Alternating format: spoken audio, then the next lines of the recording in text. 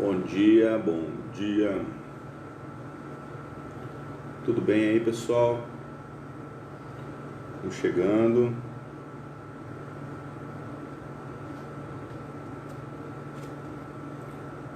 Bom dia, bom dia. Mais um domingo. Estudando o livro Pensamento e Vida, do Emmanuel e Chico.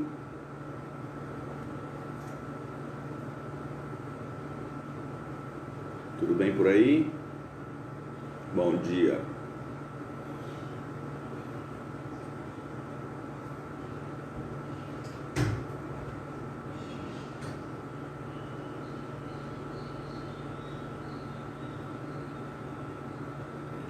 Mais 30 segundos aí a gente já começa, tá bom?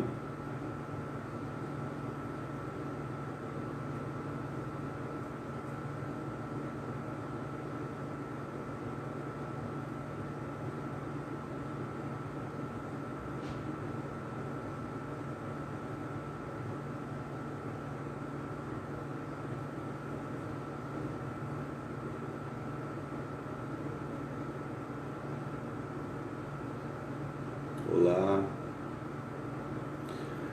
Então, erguendo os nossos pensamentos a Deus,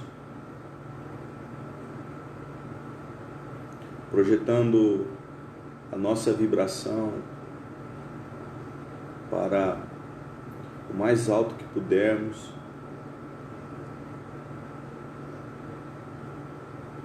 inundando o nosso próprio ser de gratidão por essa oportunidade e por todas as outras, Senhor. Pedimos que o Senhor nos acompanhe em nossa trajetória e sabemos, Senhor, que a misericórdia é uma de suas facetas e que nos ajudará hoje e sempre. Obrigado, amigos, por nos amparar, por nos guiar, e que os nossos trabalhos estejam a contento e possamos refletir bastante para as nossas vidas comuns. Muito obrigado, Senhor, que assim seja. Bom dia, queridos. Vamos lá. Semana passada, a Ivanir fez o nosso estudo, a gente não estava por aqui, né? Ela estudou o capítulo 21, segundo ela, de uma maneira incompleta. Ela não conseguiu passar do terceiro parágrafo. Ela me disse isso ontem, né? Que era o dever. Não sei se vocês estavam aqui e acompanharam. Isso é muito comum nos estudos da Ivanir, né? A Ivanir, ela tem muito recurso, que já não é o nosso caso, né? A Ivanir, ela fala, a gente lê, fala um pouquinho, mas a Ivanir é um outro padrão. Ela deu uma moralzinha pra gente, né, falando lá no começo do vídeo passado, que ela ia tentar fazer como a gente fazia, moralzinha, viu? Obrigado, Ivanir. Vamos lá, brincadeiras à parte. Hoje a gente estuda o capítulo Culpa. Talvez tenha sido por isso que a Ivanir não tenha terminado o dever, porque a culpa e o dever, segundo o Emmanuel, eles se entrelaçam. É isso mesmo. São capítulos que se seguem, né? Dever antecedendo a culpa, mas eles se entremeiam. Hoje a gente está estudando culpa. Mas olha só como é que o Emmanuel abre o primeiro parágrafo do capítulo 22. Quando fugimos ao dever, precipitamo-nos no sentido de culpa, no sentimento de culpa, do qual se origina o remorso, com múltiplas manifestações, impondo-nos brechas de sombra aos tecidos sutis da alma. Bom, para falar de culpa, então, a gente vai ter que falar de dever, né? O que é esse sentimento do dever? Como a gente entende o sentimento dever? Dever no sentido crédito, débito, né? É esse o sentido? É um débito que você tem? Acredito que não. Não é um débito, não é saldo negativo no banco, não é isso. Não é essa a referência aqui para esse caso, né? O dever aqui, ele tem relação com a nossa parte na própria criação, né? A parte que nos cabe. Todos nós temos uma parte que nos cabe na criação, né? Somos filhos e muitos são pais, né? Pais e mães. Muitos são pais. Então isso, por exemplo, já é uma obrigação, um dever, né? O ser humano não chega ao mundo... Bom dia, querida. O ser humano não chega ao mundo por outras vias que não seja o namoro homem-mulher, né? Não só os seres humanos, né? Todos os seres orgânicos da criação. Assim Deus quis. E dessa forma, quando a gente vai ganhando a racionalidade operante, né? A intelectualidade, que é o que nos diferencia do plano animal, os seres humanos, eles vão adquirindo ali, através dessa própria criação divina, o dever. Cada dia aumenta um pouquinho, né? O próprio conhecimento é um dever. Quanto mais a gente reconhece essa operação divina, essa bondade divina em nós mesmos, a gente passa a ter mais débitos, né? Mas não é um débito agravante, né? Eu fiz um mal para alguém, eu tenho que reparar. Não é isso. É um dever para com a criação. Nesse dever, a gente pode esmiuçar e dividir o débito, né, o dever, em duas partes. São os deveres expiações e outras são os deveres provações. O que isso quer dizer? Expiações são necessidades de reparação. Provações são necessidades que todos nós passaremos. Por exemplo, as vicissitudes da vida, as naturais, né? Nascer, crescer, envelhecer, adoecer, declinar, desencarnar, são todas coisas que todos nós passaremos, né? São atributos naturais dos seres orgânicos. É uma curva, né? Não simplesmente ascensional. Ela tem a fase ascensional e tem a fase estabilizante, depois ela declina. Assim Deus quis, né? Foi Deus que criou essa maneira aqui no orbe terreno para que nós convivêssemos, para que nós nos colocássemos como parte da criação. Quando a gente foge ao nosso dever, a consciência nos acusa. Quanto? Esse é o grande elan do trabalho de hoje. Quanto? Por quê? Porque depende do quanto nós estejamos despertos. Se eu estou desperto para a minha condição, para a condição que eu carreio na vida, quanto filho, né, de Deus,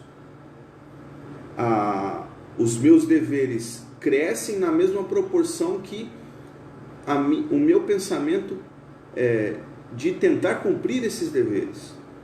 Perceberam? Então, é por isso que o livro dos Espíritos, né, cita que as primeiras encarnações dos seres humanos, os seres humanos eram simples e ignorantes. Mas não é ignorante de ignorância que a gente tem no nosso palavreado chulo comum, quanto uma pessoa é violenta. Não é isso. Ignorância é de ignorar mesmo, de não conhecer. Só que o que acontece com a educação divina, né? O que acontece? Como é que funciona isso? É um grande caminhar passo a passo, permitindo que nós conheçamos cada vez mais. Vamos trazer um outro exemplo? Conhecereis a verdade e a verdade vos libertará. Isso é uma frase de Jesus. Está no nosso Evangelho. Conhecereis a verdade e a verdade vos libertará. A doutrina espírita traz para a gente algumas bases, né, para que a vida se manifeste de uma maneira mais branda em nós e por nós. Por exemplo, as vidas sucessivas dos espíritos. Estava meditando hoje, mais cedo, sobre outras crenças religiosas que têm na morte do corpo como o fim da grande jornada espiritual, né? Os espíritas, o espiritismo, diz que não. Absolutamente não. Não só diz, né? Prova. Existem provas materiais. E o espiritismo diz que a morte é simplesmente uma passagem para uma vida espiritual. E que depois da preparação na vida espiritual, nós ainda voltaremos. Mais. Se isso não é consolador, o que seria? Dessa forma, conhecendo, a gente passa a ter responsabilidade sobre esse conhecimento, né? E não praticando, quando já o reconhecemos, aí carregamos para nós mesmos a culpa. Tudo isso que a gente falou até agora aqui está no primeiro parágrafo. O Emmanuel está dizendo isso, que o dever não cumprido, quando é reconhecido pela criatura, ele gera o sentimento de culpa, né? É o remorso. Percebem? Aí a gente faz a paralela com o estudo da semana passada, onde o Emmanuel diz que o dever define a submissão da criatura às leis pela sabedoria divina. Desse modo, pela execução do dever, região moral de serviço em que somos constantemente alertados pela consciência, né, pelo trabalho do dever que nos cabe dentro da criação divina, nós nos libertamos dessas algemas que nós mesmos fomos criando para a gente, através do sentimento da culpa. Perceberam? É muito comum a gente carregar a culpa, gente. É muito comum. Porque a gente está num momento, nós vivemos um momento de profunda transformação espiritual em nós mesmos.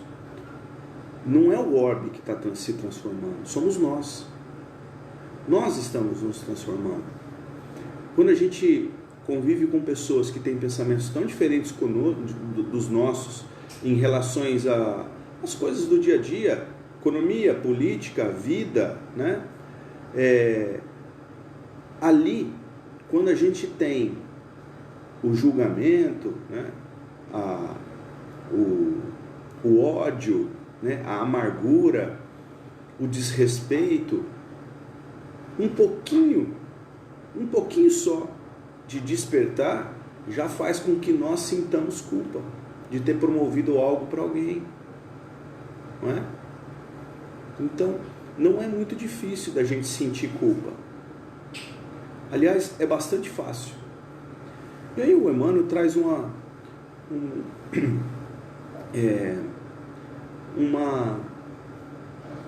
palavra aqui, eu demorei para entender o sentido dela. Ele fala de arrependimento. Porque eu sempre entendi que o arrependimento é como o arremetimento, né? O arremeter do avião, não é?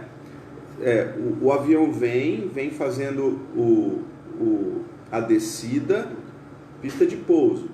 Vai.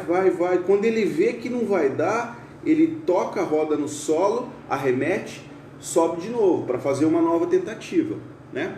Foi um pouso que não deu certo, e aí ele arremete.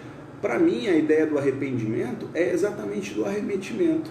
Não deu certo, eu sigo, faço uma nova volta para fazer uma nova tentativa.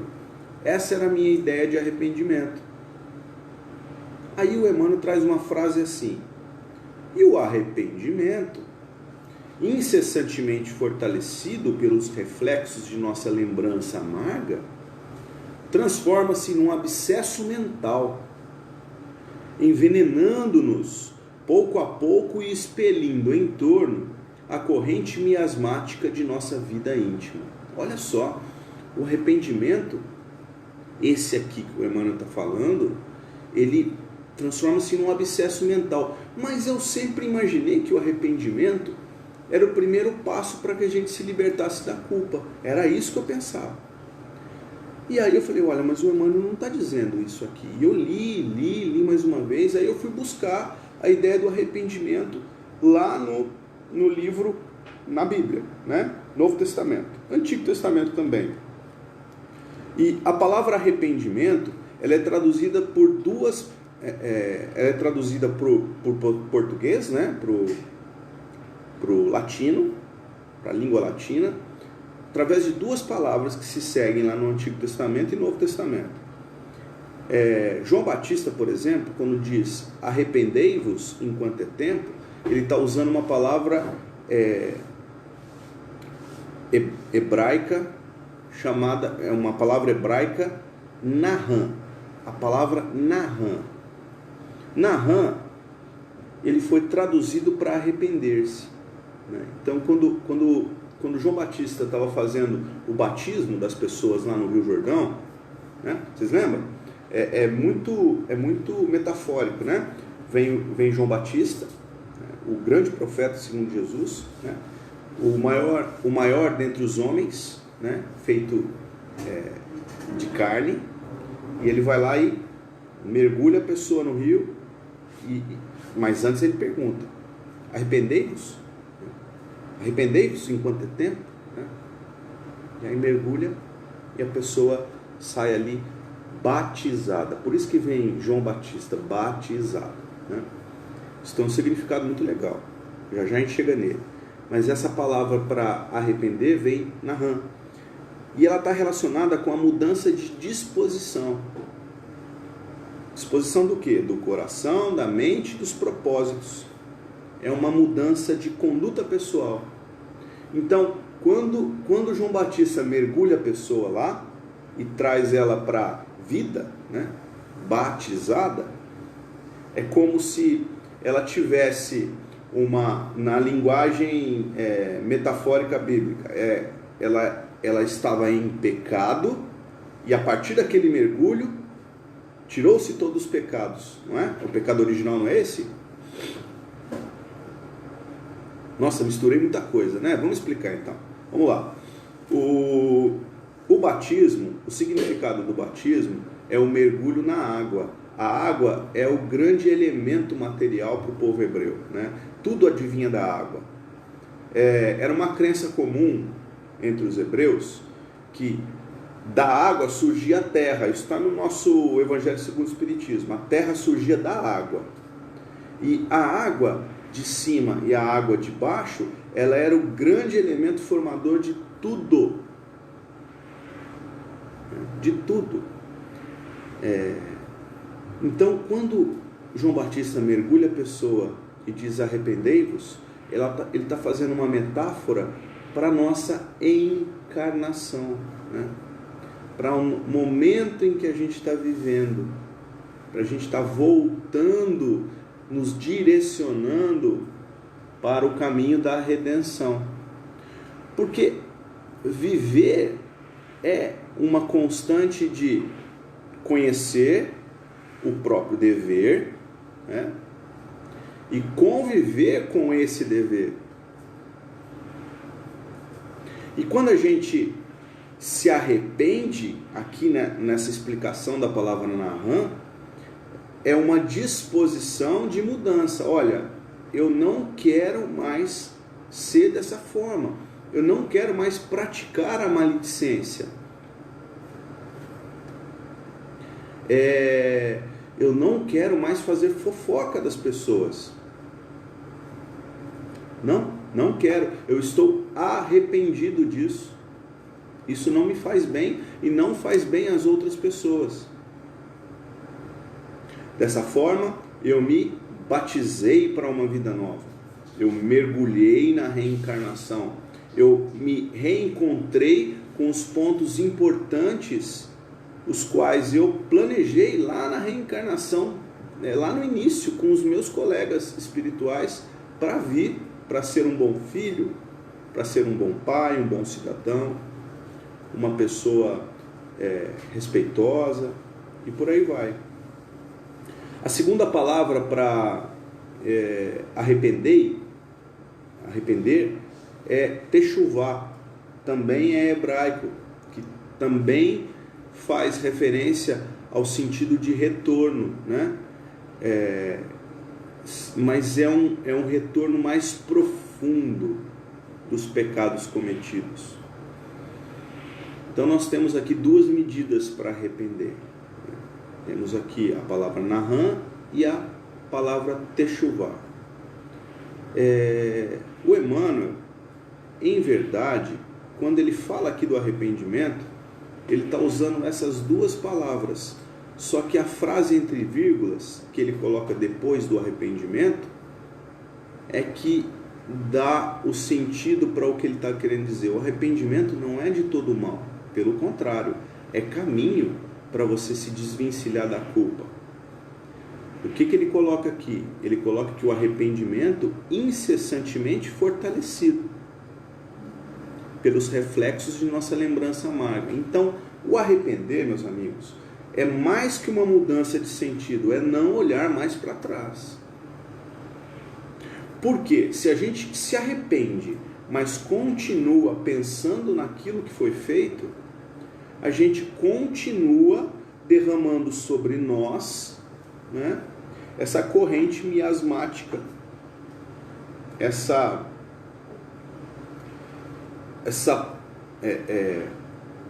névoa escura, negra, que nos fez sentir culpa.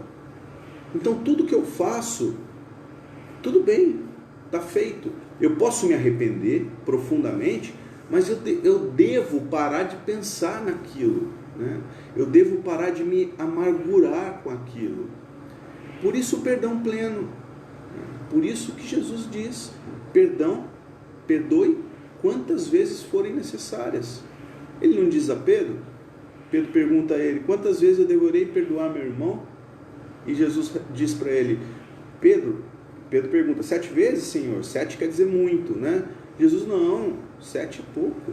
Ele diz 70 vezes 7 vezes, né? Ele faz referência a um monte de coisa importante ali. O 70 é o 7 mais o 0. O 0, ele vai dando amplitude para aquilo que já era muito, né? E vai transformando aquilo não num número absoluto, né? Ele abre aquilo, Jesus abre, diz assim: quantas vezes forem necessárias. Perdão pleno, perdoa e ignora que você já sentiu uma amargura, tira aquilo de você, porque do contrário a culpa continua dentro do seu coração e não adianta nada. Continua, Emmanuel: projetando as energias dilacerantes de nosso próprio desgosto ante a culpa que adquirimos, quase sempre somos visitados pela silenciosa argumentação interior que nos converte o pesar, inicialmente alimentado contra nós mesmos, em mágoa e irritação contra os outros. É o ego, né? É o self, é o ego. O ego foi ferido, e aí eu me afasto do meu dever quanto criatura, eu gero uma culpa, aí eu tento me abdicar disso, sair disso tudo, eu me arrependo, mas eu não me arrependo tanto assim, me arrependo só um pouquinho. Então eu continuo derramando sobre mim toda essa mágoa que foi gerada um dia, e eu continuo sentindo, eu vou sentindo de novo, né? Eu me ressinto, sinto de novo, vou sentindo, e aquilo vai fazendo mal para mim. Não raro, sentimentos desse tipo, né? Culpas dilacerantes, geram doenças físicas, Vocês devem conhecer alguém, com certeza, que de um sentimento tão envolvente, né? Um sentimento baixo, tão envolvente, gerou um problema físico, gerou uma doença, né? Psicocriada, né? Criada pelo psicológico mesmo do ser. A gente vai ficando envolvido nessa situação e muitas vezes nós nos afastamos do bom caminho e a gente fica vivendo uma vida paralela, uma vida que não nos faz sentido. Atingimos o desequilíbrio total ou parcial da harmonia orgânica. Pronto, o Emmanuel disse, doença, né? Porque o corpo é uma grande harmonia, o corpo funciona em harmonia e a culpa, ela nos faz exatamente destrambelhar essa harmonia. E aí, o futuro disso é uma doença. Né? É uma doença que nos traz lembranças amargas de sentimentos de culpa. Mas como a gente deve se libertar disso? Porque é muito fácil falar, vocês não concordam? É fácil falar. E fazer? É fácil. Você pode dizer assim, não, é muito difícil. Os espíritos não concordam com isso. Tá? Ele diz que através da vontade, a vontade realmente decidida, você consegue fazer qualquer coisa. Isso está no Livro dos Espíritos. Você pode mudar hoje, basta que você decida. Basta que você decida. Para você se afastar da culpa, você precisa de humildade viva. É o que o Emmanuel diz. Para restaurar o equilíbrio vibratório. Então, para que a gente se desocupe dessa culpa, que muitas vezes nos atinge, né, é preciso um pouquinho de coragem, né, para que a gente se arrependa de fato, para que a gente não olhe mais para trás, esqueça que isso aconteceu, né, e é preciso ser humilde. Claro, é uma coisa óbvia. A humildade é o perdão pleno, porque a gente não consegue, né, perdoar sem ser humilde. A humildade é o caminho para isso. E o Emmanuel finaliza essa lição de uma maneira perfeita. Ele diz que Jesus aconselhou a reconciliação com os nossos adversários, enquanto achamos a caminho com eles. Essa é a verdadeira felicidade, né? Reconcilia-te com o teu irmão enquanto estás a caminho com ele, com o seu adversário. Essa é a palavra que ele usa. Quem são os nossos adversários? Quem são os nossos adversários, meninos? Meninas? O maior adversário do homem é o próprio homem. Porque nós não conseguimos superar as agruras do mundo sem superarmos-nos a nós mesmos. O maior adversário de você é você mesmo. Reconcilia-te com você mesmo enquanto ainda estás a caminho. Esse é o verdadeiro arrependimento que o Batista fazia quando te mergulhava no Jordão. O batismo, meus amigos, ele pode vir a qualquer instante. Não é simplesmente um ato físico de te mergulhar ou ato religioso de jogar uma aguinha, né, na cabeça da criança, pôr lá. Aquilo lá não quer dizer nada, aquilo lá é encenação.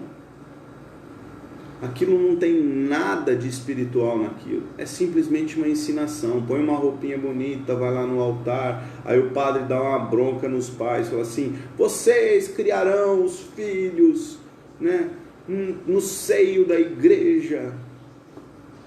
Isso não quer dizer nada. Zero. O verdadeiro mergulho, o verdadeiro batismo está na nossa própria mudança íntima, quando a gente resolve mudar. É a vontade operando e arrependendo das coisas que a gente ainda não faz, né? Das coisas que a gente já fez. Praticando a partir daquele ponto, do seu batismo, novidades para você.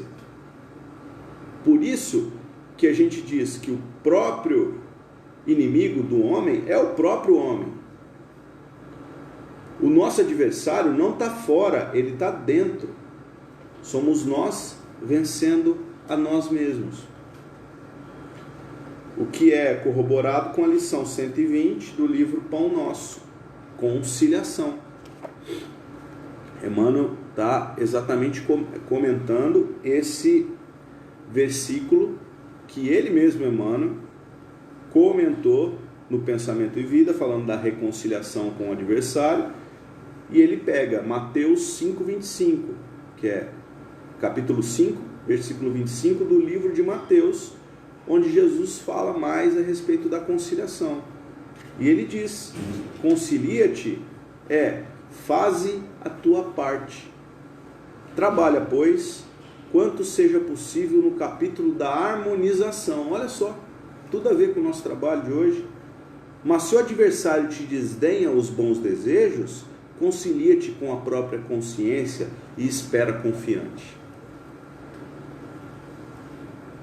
Entendendo que o adversário, ele não está fora, o adversário está dentro. O que nos leva a entender que somos nós a grande mudança. São os óculos que eu uso, é a maneira com que eu enxergo o mundo. Se eu enxergo o mundo de uma maneira agressiva, violenta, o mundo me devolve agressão e violência. É assim. Funciona exatamente assim. Então, arrependei-vos é uma mudança de vida. Quando? Quando você desejar. Ninguém está aqui para julgar ninguém, mas a gente está explicando que a mudança de vida, o verdadeiro batismo, né, o libertar-se da culpa, depende só de você, de mim, de cada um. É o momento que a gente escolher. Então o batismo, cada um escolhe o seu momento. Tá? Certo, meus amigos? A gente espera ter cumprido aqui o trabalho de hoje. Um ótimo domingo para você. Domingo para pensar na semana, descansar um pouco, ficar com a família. Fiquem com Deus. Uma ótima semana. Beijos.